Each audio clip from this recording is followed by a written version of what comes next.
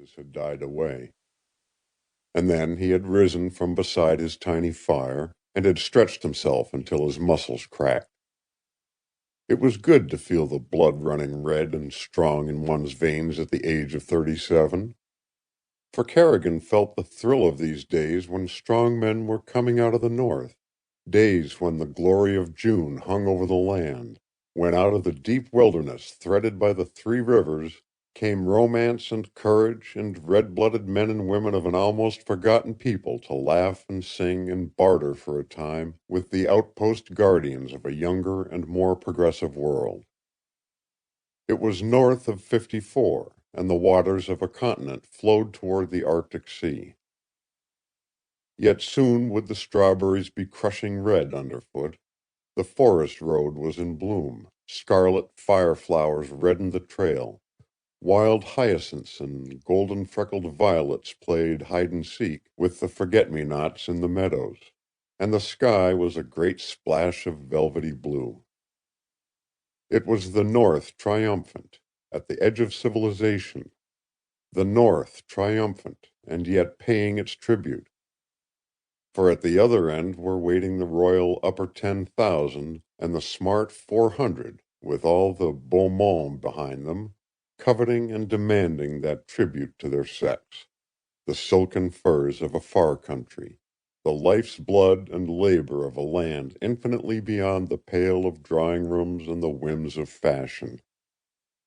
Carrigan had thought of these things that hour ago as he sat at the edge of the first of the three rivers, the great Athabasca.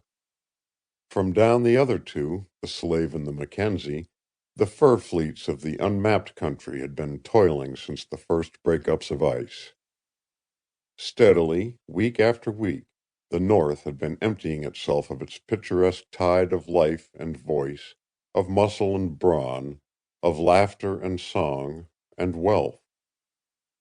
Through long months of deep winter, in 10,000 shacks and teepees and cabins, the story of this June had been written as fate had written it each winter for 100 years or more. A story of the triumph of the fittest.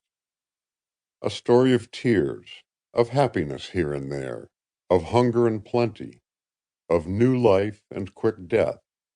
A story of strong men and strong women living in the faith of their forefathers, with the best blood of old England and France still surviving in their veins. Through those same months of winter, the great captains of trade in the city of Edmonton had been preparing for the coming of the river brigades.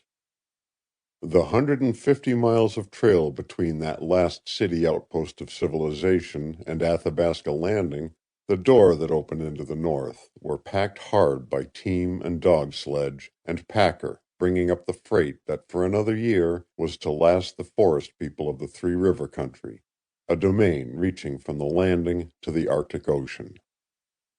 In competition fought the drivers of Réveillon Brothers and Hudson's Bay, of free trader and independent adventurer. Freight that grew more precious with each mile it advanced must reach the beginning of the waterway. It started with the early snows. The tide was at full by midwinter. In temperature that nipped men's lungs, it did not cease. There was no let-up in the whip hands of the masters of trade at Edmonton, Winnipeg, Montreal, and London across the sea. It was not a work of philanthropy. These men cared not whether Jean and Jacqueline and Pierre and Marie were well fed or hungry, whether they lived or died, so far as humanity was concerned.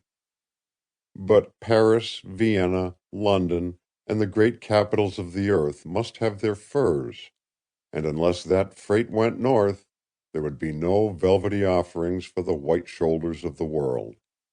Christmas windows 2 years hence would be bare. A feminine wail of grief would rise to the skies. For woman must have her furs, and in return for those furs, Jean and Jacqueline and Pierre and Marie must have their freight.